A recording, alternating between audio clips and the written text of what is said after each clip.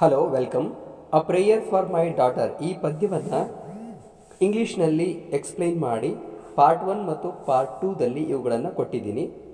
ಅವುಗಳನ್ನು ನೀವು ವೀಕ್ಷಣೆ ಮಾಡಿದರೆ ತುಂಬ ಒಳ್ಳೆಯದು. ಆದರೂ ಕನ್ನಡದಲ್ಲಿ ಕೇಳಿದರೆ ಆಗೋ ತೃಪ್ತಿನೇ ಬೇರೆ ಅನ್ನೋದಕ್ಕೆ ಇದನ್ನು ಕನ್ನಡದಲ್ಲಿ ಹೇಳಿದ್ದೀನಿ.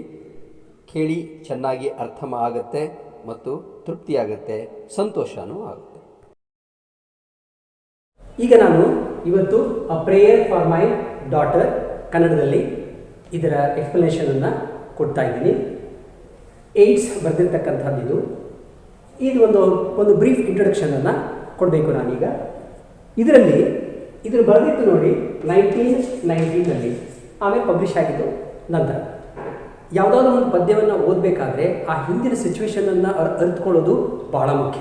ಯಾಕೆ ಹಾಗೆ ಬರೆದ್ರು ಅನ್ನೋದಕ್ಕೆ ಬೇಕಾಗುತ್ತೆ. ಈಗ ನಮಗೆ ಇದರ ಹಿಂದೆ ನೀವು 1914ನಿಂದ 1918ವರೆಗೆ ವರ್ಲ್ಡ್ ವಾರ್ ನಡೆದಿತ್ತು. ಆಮೇಲೆ ಇಲ್ಲಿ ಐರ್ಲೆಂಡ್ನಲ್ಲಿ ಇವನು ಇದ್ದದ್ದು ಐರ್ಲೆಂಡ್ನಲ್ಲಿ ಇದರ ನಂತರ ಆ ಟೈಮಲ್ಲೂ ಹೋಮ್ ರೂಲ್ ಸಲುವಾಗಿ ಅದರ ಹಿಂದೆ ಎಲ್ಲ ಬಹಳಷ್ಟು ಸಣ್ಣ ಸಣ್ಣ ಬ್ಯಾಟ್ಲ್ಗಳು ಆಗಿದ್ದವು.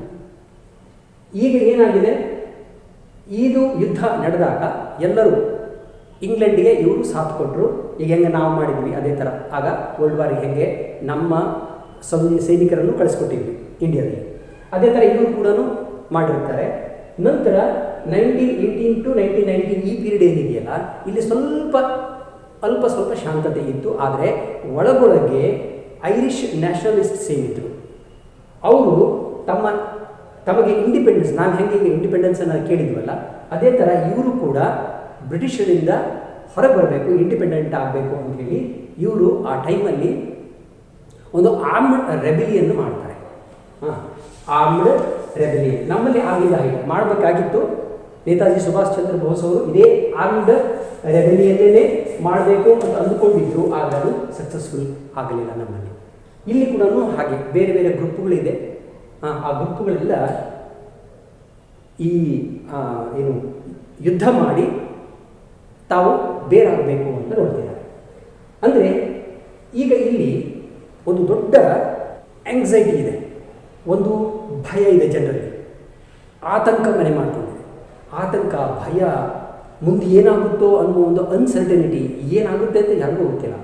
ಇಂತಹ ಒಂದು ಸಂದರ್ಭದಲ್ಲಿ ಬದುಕ್ತಾ ಇದ್ದಾರೆ ಈ ಜನ. ಅದಕ್ಕೆ ತನ್ನ ಮಗಳಿಗೆ ಆಗ ಹುಟ್ಟಿರ್ತಕ್ಕಂಥ ಈತನ ಮಗಳ ಹೆಸರು ಆ್ಯನಿ ಅಂತ. ಆ್ಯನಿ ಹುಟ್ಟಿರ್ತಾಳೆ. ಆಗ ಅವಳನ್ನು ನೋಡಿಬಿಟ್ಟು ದೇವರಿಗೆ ಪ್ರಾರ್ಥನೆ ಮಾಡ್ಕೊಳ್ತಾನೆ. ಆದರೆ ಇಲ್ಲಿ ಆ್ಯನನ್ನು ನೀವು ಬರೀ ಮಗಳಿಗೋಸ್ಕರ ಮಗಳೇ ಅಂತಲ್ಲ, ಮಗಳು ಇಲ್ಲಿ an represents the whole of the generation, Har generation. ಅಂದರೆ ಆಗ ತನ್ನಗಿಂತ ನೆಕ್ಸ್ಟ್ ಬರೋ ಜನ್ರೇಷನ್ಗೆ ಅಂತ ಅರ್ಥ ಮಾಡ್ಕೋಬೋದು ನಾವು. ಅದಕ್ಕೆ ಆ ಮುಂದಿನ ಜನ್ರೇಷನ್ ಆದರೂ ಶಾಂತಿಯಿಂದ, ನೆಮ್ಮದಿಯಿಂದ, ಸಂತೋಷವಾಗಿ ಇರಲಿ ಅಂತ ಆತ ದೇವರಲ್ಲಿ ಪ್ರಾರ್ಥನೆ ಮಾಡ್ಕೊಳ್ತಾನೆ. ಅದಕ್ಕೆ ಆ ಹಿನ್ನೆಲೆ ನಮ್ಗೆ ಸ್ವಲ್ಪ ಗೊತ್ತಿರಬೇಕು. ಬಹಳಷ್ಟು ಇದರಲ್ಲಿ ತನಗೆ ಪರ್ಸ್ನಲ್ ಆಗಿ ಆಗಿರತಕ್ಕಂಥದ್ದನ್ನೇ ಬರೆದಿರೋದು ಜಾಸ್ತಿ. ಸ್ಟಾರ್ಟಿಂಗ್ ಮಾತ್ರ ನಿಮಗೆ 2 ಸ್ಟಾಂಜಗಳಲ್ಲಿ ಹೊರಗಡೆ ಕಾಣುತ್ತೆ, ಆದರೆ ಮುಂದೆ ಹೋಗ್ತಾ ಪರ್ಸನಲ್ ರೆಫರೆನ್ಸಸ್ ಭಾಳ ಬರುತ್ತೆ. ಆದರೆ ಆ ಪರ್ಸನಲ್ ರೆಫರೆನ್ಸಸ್ ಇದ್ದರೂ ಕೂಡ they are applicable to outside world as well. ನೋಡೋಣ, ಈಗ ಮೊದಲನೆಯದು ಸ್ಟಾಂಜಾನಿಂದ ಸ್ಟಾರ್ಟ್ ಮಾಡ್ತೀನಿ. A prayer for my daughter, stanza 1. Once more the storm is blowing. ಮತ್ತೊಂದು ಸಾರಿ ಬಿರುಗಾಳಿ ಬೀಸಲಿದೆ ಅಂತ, ಬೀಸುತ್ತೆ. ಏನದು ಬಿರುಗಾಳಿ? ಹೊರಗಡೆ ಅವತ್ತು ಬಿರುಗಾಳಿ ಇದ್ದಿರಬಹುದು, ಇನ್ನೊಂದು ಬಿರುಗಾಳಿ ಇದೆ. ಇಲ್ಲಿ ನೋಡಿದಾಗ ಗೊತ್ತಾಗುತ್ತೆ. Great gloom that is in my mind. ಅಂದರೆ ಆತನ ಮನಸ್ಸಿನ ಒಳಗೆ ಕೂಡ ಒಂದು ದೊಡ್ಡ ಸ್ಟಾರ್ಮ್, ಬಿರುಗಾಳಿ ಬೀಸ್ತಾ ಇದ್ದ ಒಳಗಡೆ. ಆತನು ತುಂಬ ಹೆದರಿಕೆಯಲ್ಲಿ ಇದ್ದಾನೆ. ಯಾಕಂತಂದರೆ ಇದು ನಡೆದಿದ್ದು just after the world war. World ವಾರ್ನಲ್ಲಿ ಏನೇನಾಗಿದೆ, ಏನೇನು ಡಿವಾಸ್ಟೇಷನ್ಸ್ ಆಗಿದೆ ಎಲ್ಲವನ್ನೂ ಈತ ಕಂಡಿದ್ದಾನೆ. ಜನಕ್ಕೆ ಎಷ್ಟೊಂದು ತೊಂದರೆ ಆಯಿತು, ಎಷ್ಟು so many lives were lost. ಆ ಅನ್ರೆಸ್ಟ್ ಮತ್ತು ಅದು ಅಲ್ಲದೆ ಇದು ಆದ ನಂತರ there was a problem in Ireland. Irish nationalists ಎಲ್ಲ ಅವರು ತಮ್ಮ ತಮ್ಮ ಒಂದು ಸಣ್ಣ ಸಣ್ಣ ಗುಂಪುಗಳಾಗಿ ಮಾಡಿಕೊಂಡು ಬ್ರಿಟಿಷರ ವಿರುದ್ಧ ಇವರು ನಿಂತ್ಕೊಂಡ್ರು. ಅದಕ್ಕೆ ಹೇಳ್ತಾನೆ ಮತ್ತೊಂದು ಸಾರಿ ಬರಲಿದೆ ಅಂತ. ಅಂದರೆ ಯಾವ್ದೀಗ independence, war for the independence ನಾವು, ಆ ವಾರೇನೂ ಆಯಿತು. ಈಗ ಬ್ರಿಟಿಷರಿಂದ ಇವರು ದೂರ ಆಗಬೇಕಲ್ಲ, ಬ್ರಿಟಿಷರಿಂದ ಇಂಡಿಪೆಂಡೆನ್ಸ್ ಅನ್ನು ಪಡಿಬೇಕಲ್ಲ, ಅದಕ್ಕೋಸ್ಕರ ಮತ್ತೊಂದು ಬರಲಿದೆ ಅಂತ ಹೇಳ್ತಾರೆ. ಅದರ ಮುಂದೆ ಹೇಳ್ತಾರೆ and half ಹಿಡ್ under the cradle, ಆ ತೊಟ್ಟಿಲಲ್ಲಿ ಮಲಗಿದಂಥ ಮಗುವನ್ನು ತನ್ನ ಮಗಳನ್ನು ನೋಡಿ ಹೇಳ್ತಾನೆ ಏನಂತ, half ಹಿಡ್, this is called cradle. ನೋಡಿ ಕ್ರಾಡಲ್, ಈ ಕ್ರಾಡಲ್ಗೆ ಲಿಡ್ ಅಂತ ಇರ್ತದೆ, ಮೇಲ್ಗಡೆ ಮುಚ್ತೀವಲ್ಲ ಅದು, ಆ ಹುಡ್, ಇದು hood. And coverlid my child sleeps on. ಈಗ ಆ ಮಗು ಆ್ಯನಿ ಅಂತ ಆತನ ಮಗಳ ಹೆಸರು, ಆ ಕೂಸಿದ್ದಾಗ ಅದನ್ನು ನೋಡಿ ಹೇಳ್ತಾನೆ ಶಾಂತವಾಗಿ ಅವಳು ಮಲಗಿದ್ದಾಳೆ. ಅಂದರೆ ಈಗಿನ ಜನರೇಷನ್ ಅಂತ ಅರ್ಥ, ಆಕೆಯ ಜನರೇಷನ್. ಈಗ ಅವರು ಸೇಫ್ ಆಗಿದ್ದಾರೆ, ಸ್ಲೀಪ್ಸ್ ಆನ್, ಯಾಕೆ ಅಲ್ಲಿ ಕ್ರಾಡಲ್ ಇದೆ, ಅದೊಂಥರ ಸೇಫ್ಟಿಯನ್ನು ಕೊಟ್ಟಿದೆ. ಆದರೆ ಇದು ಹೇಳ್ತಾನೆ ಈ safety it is only a temporary safety, permanent safety ಅಲ್ಲ ಅಂತ. And coverlid my child sleeps on, there is no obstacle but Gregory's wood. ನೋಡಿ, ಯಾವುದು ಆ ಸ್ಟಾರ್ಮ್ ಬರ್ತಿದ್ದಾಗ ಆ ಬಿರುಗಾಳಿಯನ್ನು ತಡಿಲಿಕ್ಕೆ ಬೇರೆ ಯಾವುದು ಆಬ್ಸ್ಟೆಕಲ್ ಅಂದರೆ ತಡೆಗೋಡೆ ಯಾವುದಿಲ್ಲ, ತಡೆಯುವಂಥದ್ದು ಯಾವುದಿಲ್ಲ. ಏನಿದೆ ಬಟ್ ಅಂದರೆ ಎಕ್ಸೆಪ್ಟ್, ಇದನ್ನು ಬಿಟ್ಟು ಯಾವುದಿಲ್ಲ ಅಂತ. ಅಂದರೆ ಅಲ್ಲಿ ಏನಾದರೂ ಪ್ರೊಟೆಕ್ಷನ್ ಕೊಡುವಂಥದ್ದಿತ್ತು ಅಂತಂದರೆ, ಅಂದರೆ ಇಲ್ಲಿ ವಾರ್ ಅಂತ ಅಂದ್ಕೊಳ್ಳೋಣ, ಸ್ಟಾರ್ಮಿಂದ ವಾರ್ ಅಂತ ಅಂದ್ಕೊಳ್ಳೋಣ. ಆ ವಾರ್ ನಡೆದಾಗ ಅಲ್ಲಿ ಏನಾದರೂ ತೊಂದರೆಗಳೇ ಆದರೆ ಅಲ್ಪ ಸ್ವಲ್ಪ ತನ್ನ ಮಗಳಿಗೆ ಸೇಫ್ಟಿಯನ್ನು ಕೊಡ್ತಕ್ಕಂಥ ಪ್ಲೇಸ್ ಯಾವುದು ಅಂತಂದರೆ ಅದು ಗ್ರೆಗೋರಿಸ್ ಫುಡ್ ಅಂತ. ಆ್ಯಂಡ್ ಒನ್ ಬೇರ್ ಹಿಲ್, ಅದರ ಪಕ್ಕದಲ್ಲಿರ್ತಕ್ಕಂಥ ಬೇರ್ ಹಿಲ್ ವೇರ್ ಬೈ ದ ಹೇಸ್ಟ್ಯಾಕ್ ಅಂದರೆ ಇವು, ಅಂದರೆ ಹುಲ್ಲಿನ ಮೆದೆಗಳನ್ನು ಮಾಡಿ ಒಂದರ ಮೇಲೆ ಒಂದು ಇಟ್ಟಿರ್ತಾರಲ್ಲ ಅದು ಹೇಸ್ಟ್ಯಾಕ್ ಅಂತ ಇದು. ಆ್ಯಂಡ್ ರೂಫ್ ಲೆವೆಲಿಂಗ್ ವಿಂಡ್, ಅದನ್ನು ಈ ಥರ ತಗೊಂಡು ರೂಫ್ ಲೆವೆಲಿಂಗ್ ಅಂತ, ಹೇಸ್ಟ್ಯಾಕ್ ಆ್ಯಂಡ್ ರೂಫ್ ಲೆವೆಲಿಂಗ್ ಅಂದರೆ ಅಲ್ಲಿ ಎತ್ತರದಂತ ಹಾಕಿರ್ತಕ್ಕಂಥ ತಡೆಗೋಡೆ ಥರ ಹಾಕಿದಾಗ, ಈ ಥರ ತಡೆಗೋಡೆ ಥರ ಹಾಕಿದಾಗ ಅದು ನಿಲ್ಲಿಸ್ಬೋದು. ಏನನ್ನು ನಿಲ್ಲಿಸ್ಬೋದು ಅಂತ ಹೇಳ್ತಾನೆ, the wind bread on the Atlantic, ಅಂದರೆ ಅಟ್ಲಾಂಟಿಕ್ ಸಾಗರದಲ್ಲಿ ಹುಟ್ಟಿಕೊಂಡಂಥ, ಬ್ರೆಡ್ ಅಂತಂದರೆ ಬ್ರೆಡ್ ಅಂತೀವಲ್ಲ ಆ ಥರ, ಅಂದರೆ ಹುಟ್ಟಿಕೊಂಡಿತ್ತು ಅಂತ. ಎಲ್ಲಿ ಹುಟ್ಟಿಕೊಂಡಿದ್ದು? ಅಟ್ಲಾಂಟಿಕ್ ಸಾಗರದಲ್ಲಿ ಹುಟ್ಟಿಕೊಂಡಿರ್ತಕ್ಕಂಥ ಆ ಬಿರುಗಾಳಿ ಈಗ ನಮ್ಮ ಕಡೆ ಬರ್ತಿದೆ ಅಂತ. ಅದಕ್ಕೆ can be stayed, can be stop, can be held back. ಅಂದರೆ ಇಲ್ಲಿ ಮಾತ್ರ ಒಂದು ಸಣ್ಣ ಸೇಫ್ಟಿ ಇದೆ ಆ ಮಗುಗೆ, ಈಗ ಮಾತ್ರ ಗ್ರೆಗೋರಿಸ್ ಫುಡ್. ಯಾಕಂದರೆ ಇವನು ಕೂಡ ತಾನು ಈತನಿಗೆ ಆರೋಗ್ಯ ಸರಿ ಇಲ್ಲದಾಗ ಇಲ್ಲಿ ಅದು ಕೋಲ್ ಪಾರ್ಕ್ ಅಂತ ಹೇಳ್ತೀವಿ.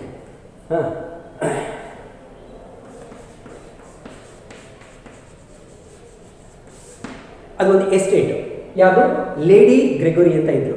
ಆ ಲೇಡಿ ಗ್ರೆಗೋರಿ ಕೋಲ್ ಪಾರ್ಕ್ನಲ್ಲಿ ಈತ ಅಲ್ಲಿ ಇದ್ದು ಮತ್ತೆ ಆರೋಗ್ಯವನ್ನು ಪಡಿತಾನೆ, ಬಹಳಷ್ಟು ದಿನ ಅಲ್ಲಿಗಿರ್ತಾನೆ. ಅದಕ್ಕೆ ಹೇಳ್ತಾನೆ it is a safety place for himself as well as his daughter. ಅದಕ್ಕೆ ಹೇಳ್ತಾನೆ can be stayed and for an hour I have walked and prayed. For an hour ಅಂದರೆ ಇದು ಒಂದು ಗಂಟೆ, ಬರೀ ಒಂದೇ ಗಂಟೆ ಅಂತ ಅರ್ಥ ಅಲ್ಲ. ಯಾಕಂತಂದರೆ ಒಂದು ಗಂಟೆ ಅಂದರೆ ಅವರ್ ಆಫ್ಟರ್ ಅವರ್ ಅಂತ ಅರ್ಥ ಇದೆ. ಅಂದರೆ ಏನು, ನಿರಂತರವಾಗಿ ಸತತವಾಗಿ. ಏನು ಐ ಹ್ಯಾವ್ ವಾಕ್ಡ್ ಅಂತ ಯಾಕೆ ಹೇಳ್ತಾನೆ ಇಲ್ಲಿ? ನಾವು ಅನ್ನೋದು ಏನಾದರೂ ನಮಗೆ ಮನಸ್ಸಿನಲ್ಲಿ ಒಂದು ಆಂಗ್ಸೈಟಿ ಇತ್ತು ಅಂತಂದರೆ, ಕಷ್ಟ ಏನಾದರೂ ಇತ್ತು, ಒಂದು ಏನೋ ಚಿಂತೆಗಳು ಒಳಗಾಗಿದ್ವಿ ಅಂತಂದರೆ ಅವಾಗೇನು ಮಾಡ್ತೀವಿ? ಶತಪಥ ತಿರುಗುವುದು ಅಂತ ಹೇಳಿದ್ವಿ ಕನ್ನಡದಲ್ಲಿ. ಆ ಕಡೆಯಿಂದ ಈ ಕಡೆ, ಈ ಕಡೆಯಿಂದ ಆ ಕಡೆ. ಆ ಕುಂದಿರಿಸ್ಕೊಡಲ್ಲ ಮನಸ್ಸು. ಶಾಂತವಾಗಿದ್ದರೆ ಮಾತ್ರ ನೀವು ಕೂತ್ಕೊಳ್ತೀರಿ. ಒಳಗಡೆ ಏನಾದರೂ ನಡೀತಿತ್ತು ಅಂತಂದರೆ ನಿಮ್ಮ ಮನಸ್ಸಿನ ಒಳಗಡೆ. ಅದಕ್ಕೆ ಇಲ್ಲಿ ಹೇಳ್ತಾನೆ because of the great gloom that is in my mind. ನನ್ನ ಒಳಗಡೆ ಇರ್ತಕ್ಕಂತಹ ಒಂದು ಗ್ಲೂಮ್ ಅಂತಂದರೆ ಬಹಳ ಕೆಟ್ಟದಾದಂತಹ ಒಂದು ಮನಸ್ಸಿಗೆ ನೋವು ತರುವಂತಹ ಒಂದು ಸಂಗತಿ, ಬಹಳ ನಿಸ್ತೇಜವಾಗಿರ್ತಕ್ಕಂಥದ್ದು ಒಂದು ಸಿಚುವೇಶನ್, ಅದನ್ನು ಗ್ಲೂಮ್ ಅಂತೀವಿ. ಈ ಗ್ಲೂಮ್ ಈಸ್ ಇನ್ ಮೈ ಮೈಂಡ್ ಅಂತ ಹೇಳ್ತಾನಲ್ಲ, ಅಲ್ಲಿ ಮೈ ಮೈಂಡ್ ಅಂತಂತಂದರೆ ಪ್ರೆಸೆಂಟ್ ಜನರೇಷನ್, ತನ್ನ ಜನರಲ್ಲಿ. ಆಗ ತನ್ನ ಜನರೇಷನ್ನ ಇಡೀ ಜನತೆಗೆ ಈ ರೀತಿ ಇದೆ, ಗ್ಲೂಮ್ ಇದೆ ಅಂತ ಹೇಳ್ತಾರೆ. ಹಾಗಾಗಿ ಅವರೆಲ್ಲ ಏನನ್ನು ಬಯಸ್ತಿದ್ದಾರೆ?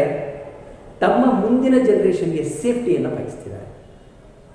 ಅದಕ್ಕೆ ಹೇಳ್ತಾನೆ ಮುಂದಿನ ಇವರ ಜೀವನ ಅಷ್ಟು ಸೆಕ್ಯೂರ್ಡ್ ಆಗಿಲ್ಲ ಅಂತ. ಅದಕ್ಕೆ ದೇವರನ್ನು ಪ್ರಾರ್ಥನೆ ಮಾಡ್ತಾನೆ, ದೇವರೇ ನನ್ನ ಮಗುವಿಗೆ ಅಂದರೆ ನೆಕ್ಸ್ಟ್ ಕಮಿಂಗ್ ಜನರೇಷನ್ಗೆ ಈ ಸೇಫ್ಟಿ, ಸೆಕ್ಯೂರಿಟಿ ಅಂತ ವೆಲ್ ಬೀಯಿಂಗ್, ಒಳ್ಳೆಯದನ್ನು ಮಾಡು, ಒಳ್ಳೆಯದನ್ನು ಕೊಡು ಅಂತ ನಾನು ಬೇಡ್ಕೊಳ್ತಿದ್ದೀನಿ ದೇವರ ಹತ್ರ ಅಂತ ಬೇಡ್ಕೊಳ್ತಾನೆ. ಎರಡನೆಯ stanza, I have walked and prayed for this young child an hour. ಇಲ್ಲಿ ಆನ್ ಅವರ್ ಅಂತಂದರೆ we should not take it a little sense, 1 hour pray ಮಾಡಿದೆ ಅಂತಲ್ಲ, ಅವರ್ ಆಫ್ಟರ್ ಅವರ್ ಕಂಟಿನ್ಯೂಸ್ಲಿ ನಾನು ಪ್ರೇ ಮಾಡ್ತಾ ಇದ್ದೀನಿ. Walked and prayed and heard the sea wind scream upon the tower. Now he is expecting. I heard the sea wind, that is the storm, scream. That means it is howling again. It is coming with a great impact upon the tower and under the arches of the bridge. The scream will be everywhere, means it is going to affect everyone. ಎಲ್ಲರಿಗೂ ಇದು affect ಮಾಡುತ್ತೆ. ಗೋಪುರಗಳ ಮೇಲೆ ಇದು ಬರ್ತಕ್ಕಂಥದ್ದು ಅಲ್ಲಿ ಕಾಣ್ತಾ ಇದೆ. Under the arches of the bridge,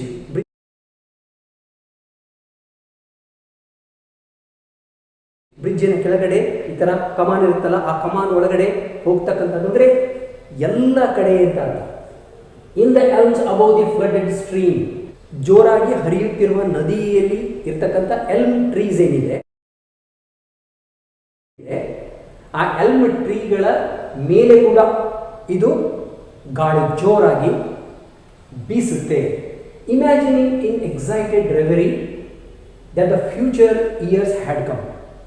ಈಗ ಒಂಥರ ಕಣ್ಣು ಮುಚ್ಚಿಕೊಂಡು ನಾನು ಯೋಚನಾ ಲಹರಿ ಅಂತೀವಲ್ಲ, ಅದು ರೆವರಿ ಅಂತ ಹೇಳ್ತೀವಿ. ಒಂದು ಯೋಚನಾ ಲಹರಿಯಲ್ಲಿ ಒಳಗಡೆ ಇದ್ದಾಯಿತು.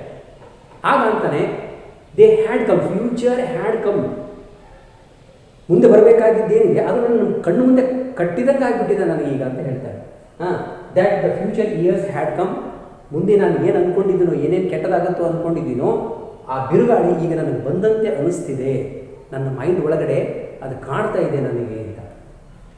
Dancing to the frenzied drum out of the murderous innocence of the sea. ನೋಡಿ, ಮರ್ಡರಸ್ ಇನ್ನಸೆನ್ಸ್ ಇದೆ, ಎಷ್ಟು ಜೆಕ್ಸ್ಟ್ರಾ ಅಪೋಸಿಷನ್, ಎರಡು ಅಪೋಸಿಟ್ ವರ್ಡ್ಗಳನ್ನು ಉಪಯೋಗ ಮಾಡಿದ್ದಾನೆ, ಎಷ್ಟು ಚೆನ್ನಾಗಿ ಮಾಡಿದ್ದಾನೆ. Innocence of the innocence of the C ಅಂದರೆ ಇಲ್ಲಿ ಅರ್ಥ ಯಾವಾಗ ಅದು ಬಹಳ ಶಾಂತವಾಗಿರುತ್ತೋ. ನೋಡಿ, ಗಾಳಿ ಇಲ್ಲ ಅಂತಂದರೆ ಶಾಂತವಾಗಿರುತ್ತೆ. ಶಾಂತವಾಗಿದ್ದಾಗ ಅದು ಏನಾದರೂ ನಮಗೆ ಮಾಡುತ್ತಾ ಅಂತ ನಾವು ಆಲೋಚನೆ ಮಾಡಬಹುದಾ? ಅದು ನಮಗೆ ಏನೂ ಮಾಡಲ್ಲ. ಎಷ್ಟು ಶಾಂತವಾಗಿದೆ ಅಂದಾಗ ಅದನ್ನು ನಾವು ಇನ್ನಸೆಂಟ್ ಸಿ ಅಂತ ಹೇಳ್ತೀವಿ. ಅದು ನಮಗೆ ಭಾಳ ಇನ್ನಸೆಂಟಾಗಿ ಕಾಣುತ್ತೆ. ಆದರೆ ಇದೇ ಇನ್ನಸೆಂಟ್ ಸಿ ಜೋರಾಗಿ ಬಿರುಗಾಳಿ ಎದ್ದಾಗ ಏನಾಗುತ್ತೆ, ದೊಡ್ಡ ದೊಡ್ಡ ಅಲೆಗಳನ್ನು ಎಬ್ಬಿಸುತ್ತಲ್ಲ, ಆಗ ನಮ್ಮನ್ನು ಸುಮ್ಮನೆ ಬಿಡುತ್ತಾ, ಅವಾಗ ಇಟ್ ಬಿಕಮ್ಸ್ ಮರ್ಡರಸ್. ಅಂದರೆ ಈಗ ಹೇಳ್ತಾನೆ, ಈ ಇನ್ನಸೆನ್ಸಿ ಏನಿತ್ತು ಅಂದರೆ ಈಗ ಒಂಥರ ಒಂದು ಲಲ್ ಅಂತಂದರೆ ಒಂದು ಶಾಂತತೆ ಈ ಸದ್ಯಕ್ಕೆ ಕಾಣ್ತಾ ಇದೆ. ಆದರೆ ಅದು ಹೇಳ್ತಾನೆ, ಇದು ಹೀಗೆ ಇರಲ್ಲ, ಮುಂದೆ ದೊಡ್ಡ ಬಿರುಗಾಳಿ ಬೀಸಂಗಿದೆ ಮತ್ತೊಮ್ಮೆ. ಅದಕ್ಕೆ ನಾನು ದೇವರಲ್ಲಿ ಪ್ರಾರ್ಥನೆ ಮಾಡ್ಕೊಳ್ತಿದ್ದೀನಿ, ನನ್ನ ಮಗಳನ್ನು ಅಂದರೆ ಇಲ್ಲಿ ಈಗಿನ ಜನ್ರೇಷನ್ನ, ಹೊಸ ಜನ್ರೇಷನನ್ನು ಇವೆಲ್ಲವುಗಳಿಂದ ಕಾಪಾಡು ತಂದೆ ಅಂತೇಳಿ ನಾನು ದೇವರನ್ನು ಬೇಡ್ಕೊಳ್ತಿದ್ದೀನಿ ಅಂತ ಹೇಳ್ತಾರೆ.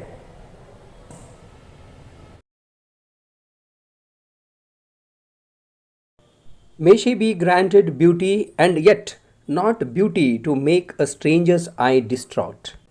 ಏಡ್ಸ್ ತನ್ನ ಮಗಳಿಗೆ ದೇವರಲ್ಲಿ ಪ್ರಾರ್ಥನೆ ಮಾಡ್ತಾನೆ, ನನ್ನ ಮಗಳಿಗೆ ನೀನು ಸೌಂದರ್ಯವನ್ನು ಕೊಡು, ಆದರೆ ಅತಿಯಾದ ಸೌಂದರ್ಯವನ್ನು ಕೊಡಬೇಡ, ಅದರಿಂದ ಏನಾಗುತ್ತೆ, ಎಲ್ಲರ ಕಣ್ಣು ಅವಳ ಮೇಲೆ ಬೀಳುತ್ತೆ ಅಂತ. Or hers before a looking glass for such being made beautiful overmuch. ಅತಿಯಾದ ಸೌಂದರ್ಯವನ್ನು ಕೊಟ್ಟರೆ ಹೆಣ್ಮಕ್ಳು ಬರೀ ಕನ್ನಡಿ ಮುಂದೆನೇ ತಮ್ಮ ಕಾಲ ಕಳೀತಾರೆ, ಅದಕ್ಕೆ ಹೆಚ್ಚು ಕೊಡಬೇಡ ಅಂತ.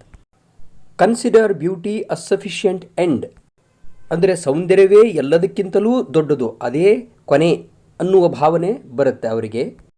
Loose natural kindness and maybe that heart revealing intimacy. ಅದರಿಂದಾಗಿ ಅವರು ತಮ್ಮಲ್ಲಿರೋ ನ್ಯಾಚುರಲ್ ಗುಣಗಳನ್ನು, ಅದರಲ್ಲಿ ಸ್ಪೆಷಲಿ ಕೈಂಡ್ನೆಸ್, ದಯಾಗುಣವನ್ನು ಕಳ್ಕೊಂಡು ಬಿಡ್ತಾರೆ. ಮತ್ತು ಯಾರತ್ರಾದರೂ ಹೃದಯವನ್ನು ಮನಬಿಚ್ಚಿ ಮಾತನಾಡುವಂತಹ ಒಂದು ಕ್ಲೋಸ್ನೆಸ್ ಏನಿರುತ್ತೆ, ಇಂಟಿಮಸಿ ಅಂದರೆ ಕ್ಲೋಸ್ನೆಸ್ ಅಂದರೆ ಆತ್ಮೀಯತೆ, ಆ ಆತ್ಮೀಯತೆಯನ್ನು ಅವರು ಕಳ್ಕೊಂಡು ಬಿಡ್ತಾರೆ. That chooses right and never find a friend. ಅವರು ತಮಗೆ ತಕ್ಕನಾದ ಅಂದರೆ ತಮ್ಮಷ್ಟೇ ಸೌಂದರ್ಯವಾಗಿರ್ತಕ್ಕಂಥವ್ರನ್ನ ಹುಡುಕೊಂಡು ಹೋಗ್ತಾರೆ, ಆದರೆ ಯಾವತ್ತಿಗೂ ಅವ್ರಿಗೆ ಸರಿಯಾದಂಥ ಫ್ರೆಂಡ್ ಸಿಗೋದೇ ಇಲ್ಲ. ಇದಕ್ಕೆಲ್ಲ ಕಾರಣ ಆ ಸೌಂದರ್ಯದಿಂದಾಗಿ ಅವರಿಗೆ ಬಂದಿರುವ ಸೊಕ್ಕು. Helen being chosen found life flat and dull. ಈ ಹೆಲೆನ್ ಗ್ರೀಕ್ ಪುರಾಣದಲ್ಲಿ ಬರ್ತಕ್ಕಂಥ ಜಗತ್ತಿನಲ್ಲಿ ಅತ್ಯಂತ ಸುಂದರವಾಗಿರ್ತಕ್ಕಂಥ ಮಹಿಳೆ. ಇವಳ ಆ ಸೌಂದರ್ಯದಿಂದಾಗಿಯೇ ಒಂದು ದೊಡ್ಡ 10 ವರ್ಷಗಳ ವಾರ ಆಗುತ್ತೆ, ಟ್ರೋಜನ್ ವಾರ್ ಅಂತ. ಗಂಡನನ್ನು ಬಿಟ್ಟು ಪ್ರಿನ್ಸ್ ಪ್ಯಾರಿಸ್ ಜೊತೆಯಲ್ಲಿ ಟ್ರಾಯ್ಗೆ ಓಡಿ ಹೋಗ್ತಾಳೆ. ಅಲ್ಲೂ ಅವಳಿಗೆ ಸುಖ ನೆಮ್ಮದಿ ಸಿಗೋದಿಲ್ಲ. ಅದಕ್ಕೆ ಹೇಳ್ತಾನೆ she found her life flat and dull ಅಂತ. And later had much trouble from a fool. ಆಮೇಲೆ ಅವಳಿಗೆ ಮೆನಾಲಸ್ನಿಂದ ಬಹಳಷ್ಟು ತೊಂದರೆ ಆಗುತ್ತೆ. While that great queen that rose out of this spray. ಇಲ್ಲಿ ಕವಿ ಇನ್ನೊಂದು ಎಕ್ಸಾಂಪಲನ್ನು ಕೊಡ್ತಾನೆ. ಈಕೆ ಹೆಸರು ಆಫ್ರೋಡೈಟ್. ಈಕೆ ಲವ್ನ ದೇವತೆ. ಇವಳು ಸಮುದ್ರದಿಂದ ಹುಟ್ಟಿದವಳಾಗಿದ್ದರಿಂದ ಇವಳಿಗೆ ತಂದೆ ಇರಲಿಲ್ಲ. Being fatherless could have her way. ತಂದೆ ಇರಲಿಲ್ಲ, ಆದ್ದರಿಂದ ಅವಳಿಗೆ yet chose a bandy legged smith for man. ಆದರೂ ಅವಳು ಎಂಥ ಹುಚ್ಚಿಯಾಗಿದ್ಲು ಅಂತಂದರೆ ತನಗೆ ತಕ್ಕವನಲ್ಲದ ಒಬ್ಬ ಕುಂಟ ಹೆಫಾಸ್ಟಸ್ ಅನ್ನೋನನ್ನು ಮದುವೆ ಆಗ್ತಾಳೆ. It is certain that fine woman eat a crazy salad with their meat. ಕವಿ ಅಂದ್ಕೊಡ್ತಾರೆ, ಈ ಹುಚ್ಚು ಹೆಣ್ಮಕ್ಳು ತಮ್ಮ ಊಟದಲ್ಲಿ ಯಾವುದೋ ಒಂದು ಕ್ರೇಜಿ ಸಲಾಡ್ ತಿಂತಾರೇನೋ, ಹಾಗಾಗಿ ಇವರ ಮತಿ ಕೆಟ್ಟು ಹೋಗುತ್ತೆ. Whereby the horn of plenty is undone. ಈ ಹಾರ್ನ್ ಆಫ್ ಪ್ಲೆಂಟಿ ಅಂತಂದರೆ ನಮ್ಮಲ್ಲಿ ಅಕ್ಷಯ ಪಾತ್ರೆ ಅಂತ ಹೇಳ್ತೀವಲ್ಲ, ಅದಕ್ಕೆ ಆ ಥರ ಅನ್ಕೋಬೋದು. ಅದರಿಂದ ಅವರಿಗೆ ಕೊಟ್ಟಿರ್ತಕ್ಕಂಥ ದೇವರು ಕೊಟ್ಟಿರ್ತಕ್ಕಂಥ ಒಂದು ಗಿಫ್ಟ್ ಏನಿತ್ತು ಅದನ್ನು ಅವರು ಹೀಗೆ ಕಳ್ಕೊಂಡ್ಬಿಡ್ತಾರೆ. In courtesy I would have her chiefly learned. ಸಂಸ್ಕಾರದ ವಿಷಯದಲ್ಲಿ ತನ್ನ ಮಗಳು ಅತ್ಯಂತ ಹೆಚ್ಚು ಕಲಿತಿರಬೇಕು ಅಂತ ಬಯಸ್ತಾನೆ. Hearts are not had as gift but hearts are earned. ಜನರ ಹೃದಯಗಳನ್ನು ಅಂದರೆ ಜನರ ಮನಸ್ಸನ್ನು ನಾವು ಗಿಫ್ಟಾಗಿ ಪಡೀಲಿಕ್ಕೆ ಸಾಧ್ಯ ಇಲ್ಲ, ಅವುಗಳನ್ನು ಗಳಿಸಬೇಕಾಗತ್ತೆ. ಅಂದರೆ ನಮ್ಮ ಬಿಹೇವಿಯರ್ನಿಂದ, ನಮ್ಮ ಒಳ್ಳೆಯತನದಿಂದ ಅವುಗಳನ್ನು ಗಳಿಸಬೇಕು ಅಂತ ಹೇಳ್ತಾನೆ. By those that are not entirely beautiful. ಅದರಲ್ಲೂ ಸಾಮಾನ್ಯ ಮಹಿಳೆಯರಿಗೆ ಈ ರೀತಿ ಜನರ ಮನಸ್ಸನ್ನು ಗೆಲ್ಲುವುದು ಬಹಳ ಕಷ್ಟದ ಕೆಲಸ. Yet many that have played the fool for beauty's very self has charm made wise. ಸೌಂದರ್ಯವನ್ನೇ ಬಂಡವಾಳವನ್ನಾಗಿಟ್ಟುಕೊಂಡು ಹುಚ್ಚುಚ್ಚಾಗಿ ಏನು ಆಡಿದರೋ ಅವರಿಗೆ ನಂತರದಲ್ಲಿ ಬುದ್ಧಿ ಬಂತು, ಕೆಟ್ಟ ಮೇಲೆ ಬುದ್ಧಿ ಬಂತು ಅಂತ. And many a poor man that has roved loved and thought himself loved. ಎಷ್ಟೋ ಜನ ಪುರುಷರು ಈ ಅಂದಗಾತಿಯರ ಹಿಂದೆ ಬಿದ್ದು ಅವರನ್ನು ಪ್ರೀತಿ ಮಾಡಿದರು. ಆದರೆ ಒಂದು ಏನು ತಪ್ಪು ತಿಳ್ಕೊಂಡ್ಬಿಟ್ರು, ಆ ಹೆಣ್ಣು ಮಕ್ಕಳು ಕೂಡ ತಮ್ಮನ್ನು ಪ್ರೀತಿಸಿಬಿಟ್ರು ಅಂತ ಇವರು ಅಂದುಕೊಂಡು ಬಿಟ್ರು. From A glad kindness cannot take his ice. ಅದೇ ಒಬ್ಬ ಒಳ್ಳೆಯ ಮನಸ್ಸಿರುವ ಒಬ್ಬ ಮಹಿಳೆಯನ್ನು ಪ್ರೀತಿಸಿದರೆ ಅವರಿಂದ ದೂರ ಆಗಲಿಕ್ಕೆ ಸಾಧ್ಯ ಆಗಲ್ಲ. May she be a flourishing hidden tree. ತನ್ನ ಮಗಳು ಒಂದು ಉಲಸಾಗಿ ಬೆಳೆದಿರತಕ್ಕಂಥ ಒಂದು ಮರವಾಗಬೇಕು. ಯಾಕಂದರೆ ಆ ಮರ ಹಣ್ಣುಗಳನ್ನು ಕೊಡುತ್ತೆ, ಅಲ್ಲಿ ಎಲ್ಲ ಪ್ರಾಣಿಗಳಿಗೆ ಪಕ್ಷಿಗಳಿಗೆ ಒಂದು ಆಶ್ರಯವನ್ನು ಕೊಡುತ್ತೆ. ಅದಕ್ಕೋಸ್ಕರ ನನ್ನ ಮಗಳು ಆಗಲಿ ಅಂತ ಬಯಸ್ತಾನೆ. ಆದರೆ ಅದು ಹಿಡನ್ ಇರಬೇಕು, ಅಂದರೆ ಕಣ್ಣಿಗೆ ಕುಕ್ಕುವಂತಾಗಬಾರ್ದು, ಎಲ್ಲೋ ಮರೆಯಲ್ಲಿ ಇರಬೇಕು. That all Har thoughts May like the Lynette B. ಇದು ಲಿನೆಟ್ ತುಂಬ ಆ್ಯಕ್ಟಿವ್ ಬರ್ಡ್. ಇಲ್ಲಿ ಇದನ್ನು ಯಾಕೆ ಆರಿಸ್ಕೊಂಡಿದ್ದಾನೆ ಅಂತಂದರೆ ಇದು ಬ್ರೈಟ್ ಕಲರ್ದಾಗಿರುತ್ತೆ. ಹಾಗಾಗಿ ತನ್ನ ಮಗಳ ಆಲೋಚನೆಗಳು ಕೂಡ ತುಂಬ ಬ್ರೈಟ್ ಆಗಿರಲಿ ಅನ್ನುತ್ತಾ ಹೇಳ್ತಾನೆ. And have no business but dispensing round their magnanimities of sound. ಈ ಹಕ್ಕಿಗಳಿಗೆ ತಮ್ಮ ಮಧುರವಾದ ಧ್ವನಿಯಿಂದ ತಮ್ಮ ಸುತ್ತಮುತ್ತಲೂ ಇರುವ ಪರಿಸರವನ್ನು ತುಂಬ ಆನಂದಮಯವನ್ನು ಮಾಡುವುದನ್ನು ಬಿಟ್ಟು ಬೇರೆ ಇನ್ನೇನು ಕೆಲಸ ಇಲ್ಲ ಇವಕ್ಕೆ.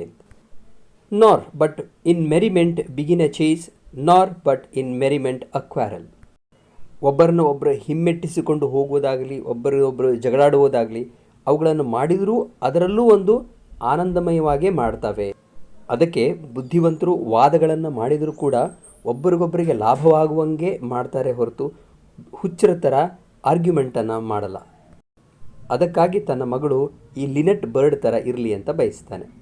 ಓ may she live like some green laurel rooted in one dear perpetual place. Laurel ಅನ್ನುವ ಮರ ವಿದ್ವತ್ತಿನ ಪ್ರತೀಕ. ಹಾಗೆ ತನ್ನ ಮಗಳು ಒಂದೇ ಕಡೆ ಡೀಪ್ ರೂಟೆಡ್ ಆಗಿ ಅಂಟಿಕೊಂಡು ಒಂದೇ ಕಡೆ ಇರುವಂತಾಗಲಿ.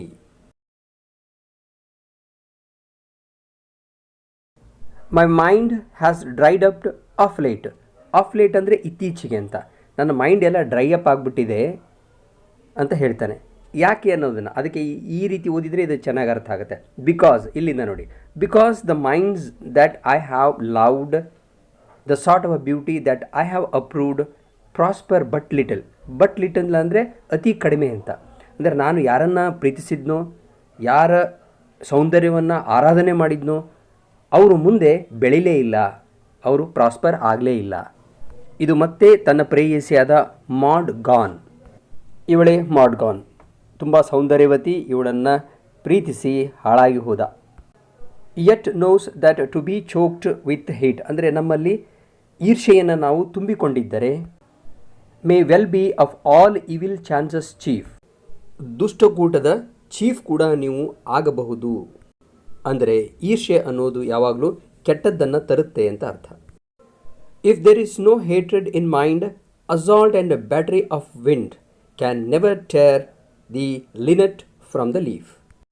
ಮನಸ್ಸಿನೊಳಗೆ ಈರ್ಷೆ ಇಲ್ಲದೆ ಹೋದರೆ ಎಂತಹ ದಾಳಿಯಾಗಲಿ, ಬಿರುಗಾಳಿಯಾಗಲಿ ಆ ಲಿನೆಟ್ ಅಂತಕ್ಕಂಥ ಒಂದು ಪಕ್ಷಿಯನ್ನು ಲೀಫ್ ಅಂದರೆ ಇಲ್ಲಿ ಗಿಡ ಅಂತ ಅರ್ಥ, ಆ ಗಿಡದಿಂದ ದೂರ ಮಾಡಲ್ಲ. ಅಂದರೆ ಈರ್ಷೆ ಇಲ್ಲದಿದ್ದರೆ ನಿಮ್ಮನ್ನು ಒಳ್ಳೆಯತನದಿಂದ ಯಾರೂ ದೂರ ಮಾಡಲಿಕ್ಕೆ ಸಾಧ್ಯ ಇಲ್ಲ.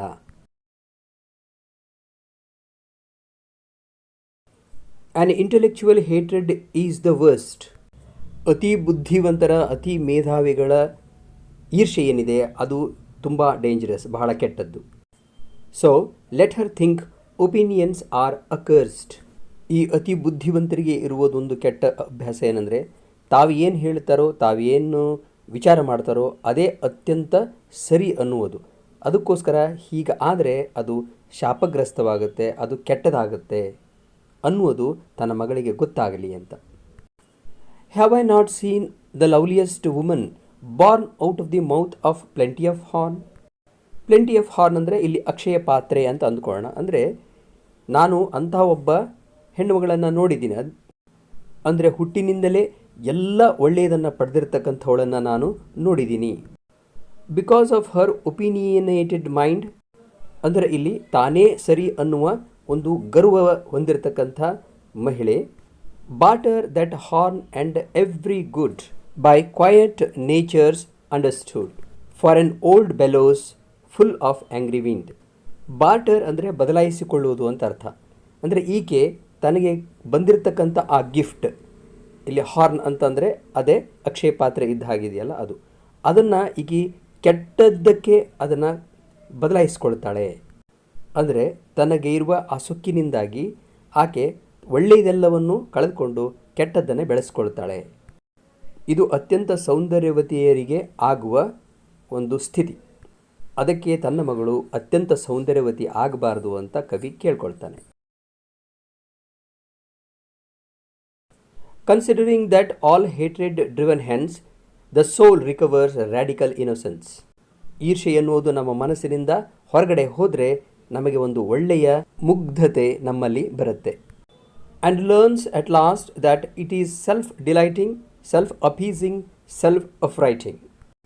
ಅಂತ್ಯದಲ್ಲಿ ನಮಗೆ ಗೊತ್ತಾಗುವುದೇನೆಂದರೆ ಈ ಇನ್ನೊಸೆನ್ಸೇ ನಮಗೆ ಬಹಳ ಸಂತೋಷವನ್ನು ಕೊಡುತ್ತೆ. And its own sweet will is heaven's will. ಅಂದರೆ ಮುಗ್ಧತೆಯೇ ಒಂದು ದೈವತ್ವವನ್ನು ಹೊಂದಿರುತ್ತೆ. It is divine. She can be happy still though every face should scowl and every windy quarter howl. ಯಾರು ಎಷ್ಟೇ ಕೋಪಿಸಿಕೊಳ್ಳಿ, ಯಾರು ಎಷ್ಟೇ ಒದರಾಡಲಿ, ಏನೇ ಆದರೂ ಅವಳಿಗೆ ಮಾತ್ರ ಯಾವುದೂ ಆಗೋದಿಲ್ಲ, ಅವಳು ಸಂತೋಷವಾಗಿಯೇ ಇರ್ತಾಳೆ. ಅಂದರೆ ಇನ್ನಸೆನ್ಸ್, ಮುಗ್ಧತೆ ನಮ್ಮಲ್ಲಿ ಇತ್ತು ಅಂತಂದರೆ ನಮಗೆ ಯಾವ ಅಪಾಯವೂ ಆಗೋಲ್ಲ, ಯಾರೂ ನಮಗೆ ಅಪಾಯ ಮಾಡಲಿಕ್ಕೆ ಆಗಲ್ಲ. And may her bridegroom bring her to a house where all is accustomed ceremonious. ಈಗ ನೋಡಿ, ಕೂಸಿನ ಎದುರುಗಡೆ ನಿಂತ್ಕೊಂಡಿದ್ದರೂ ಕೂಡ ಅವಳ ಮದುವೆ ಆಗಿ ಹೋದ ಮೇಲೆ ಏನಾಗಬೇಕು ಅನ್ನೋದನ್ನು ಕೂಡ ಆಲೋಚನೆ ಮಾಡ್ತಾನೆ ಕವಿ. ಆಕೆ ಮದುವೆಯಾಗಿ ಗಂಡನ ಮನೆಗೆ ಹೋದಾಗ ಅದು ತವರ ಮನೆ ಥರನೇ ಇರಬೇಕು. ಅಕಸ್ಟಮ್ಡ್ ಅಂತ ನಾವು ನೋಡಿದ್ದೇ, ನಾವು ಕಂಡದ್ದೇ ಅಂತ, ಯಾವುದೂ ಹೊಸತಲ್ಲ. For arrogance and hatred are the wares peddled in the thoroughfares. ಈ ಎರೋಗನ್ಸ್ ಮತ್ತು ಹೇಟ್ರೆಡ್ ಅನ್ನೋವೇನಿದ್ದಾವೆ ಇವೆಲ್ಲವೂ ಬೀದಿ ಬೀದಿಯಲ್ಲಿ ಮಾರಲ್ಪಡ್ತಾ ಇದ್ದಾವೆ ಅಂತ. ಅಂದರೆ ಅದರ ಅರ್ಥ ಏನು? ನಮ್ಮ ಸುತ್ತಮುತ್ತಲು ಬರೇ ಇವೇ ಇದ್ದಾವೆ. How but in custom and in ceremony are innocence and beauty born. ಇದರ ಅರ್ಥ ಸಂಪ್ರದಾಯಗಳನ್ನು ಬಿಟ್ಟು ಬೇರೆ ಎಲ್ಲೂ ನಿಮಗೆ ಮುಗ್ಧತೆ ಮತ್ತು ಸೌಂದರ್ಯ ಸಿಗಲ್ಲ ಅಂತ. ಕಸ್ಟಮ್ಸ್ ಆ್ಯಂಡ್ ಟ್ರೆಡಿಷನ್ನಲ್ಲೇ ಸೌಂದರ್ಯ ಮತ್ತು ಮುಗ್ಧತೆ ಇರೋದು ಅಂತ. Ceremony is a name for the rich horn and custom for the spreading laurel tree. ನಮ್ಮ ಆಚರಣೆಗಳೇ ಅಕ್ಷಯ ಪಾತ್ರಗಳು, ನಮ್ಮ ಸಂಪ್ರದಾಯಗಳೇ ಕಲ್ಪವೃಕ್ಷಗಳು. ನೋಡಿ, ಎಂತಹ ಒಳ್ಳೆಯ ಒಂದು ಕಂಪ್ಯಾರಿಸನನ್ನು ಕೊಡ್ತಾನೆ. ಅದಕ್ಕಾಗಿ ತನ್ನ ಮಗಳು ಅತ್ಯಂತ ಸೌಂದರ್ಯವತಿ ಆಗದೇನೆ ಒಳ್ಳೆಯ ಸಂಪ್ರದಾಯಗಳಾಗಿ ಬೆಳಿಬೇಕು ಅನ್ನೋದು ಈತನ ಆಸೆ ಹಾಗೂ ಪ್ರಾರ್ಥನೆ. ಹೇಗನ್ನಿಸ್ತು ಅನ್ನೋದನ್ನು ಕಮೆಂಟ್ ಮೂಲಕ ತಿಳಿಸಿ, ಮತ್ತು ಚೆನ್ನಾಗಿ ಅನಿಸಿದರೆ ಲೈಕ್ ಮಾಡಿ. ನನ್ನ ಬ್ಲಾಗ್ ಪೋಸ್ಟ್ನಲ್ಲಿ ಇದರ ಸಮರಿಯನ್ನು ಕೂಡ ಕೊಟ್ಟಿರ್ತೇನೆ, ಅದನ್ನು ಈ ಅಡ್ರೆಸ್ಗೆ ಹೋಗಿ ನೋಡ್ಕೊಳ್ಳಿ.